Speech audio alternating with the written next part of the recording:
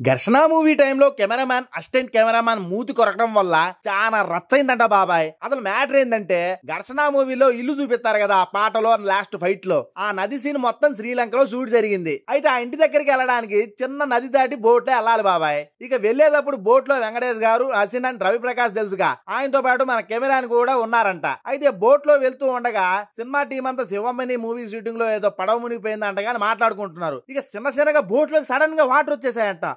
ఏంద్రా బోట్ లోకి వాటర్ వచ్చాయి అనుకుని వెంకటేష్ గారు మన పరిస్థితి ఇప్పుడు ఏంట్రా అనే గ్యాప్ లో బోట్ లోకి ఫుల్ నీళ్లు వచ్చి విత్ ఇన్ సెకండ్స్ లో బోట్ కిందకి ఉల్టా పడిపోయిందంట బాబాయ్. ఇక అందరూ వాటర్ లో మునిగి ఎవ్వరికి ఈత రాదంట అట్టొచ్చు. ఇక పడవ సైడ్ కొసలు పట్టుకొని ప్రాణాలతో ఉన్నారంట. ఇంకా వెంటనే సినిమా టీం త్వరగా వచ్చి అందరినీ సేవ్ చేశారు. వెంటనే ఆసిన వాళ్ళ నాన్నగారు కెమెరామ్యాన్ ఆడా అని చూస్తూ ఉండగా కెమెరామ్యాన్ లోపలికి పోయి అట సొక్కా తగులుకొని ఉన్నారంట.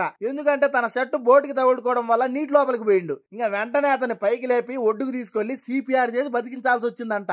అయితే అప్పటికే అతను స్లో కోల్పోయిండు మొత్తం. సిపిఆర్ చేసిన వెంటనే అతను సడన్ గా లేచి అసిస్టెంట్ కెమెరామన్ మూతిని గట్టి కొరికిండంట బాబాయ్. ఎందుకు కొరికిరంటే నియర్ డెత్ చూశారు కదా, సో షాక్ అయ్యి ఏం అర్థం కాక మైండ్ అప్స్కాండ్ లోకి వెళ్లి గట్టిగా మూతి కొరికిండంట అసిస్టెంట్ కెమెరామ్యాన్ ది. కెమెరామ్యాన్ కంటే అసిస్టెంట్ కెమెరామ్యాన్ ఎఫెక్ట్ అయ్యి ఆ మూతి లావుగా వాసి ఆ ఇన్సిడెంట్ వల్ల 2 రోజులు షూట్ అయిపోయిందంట.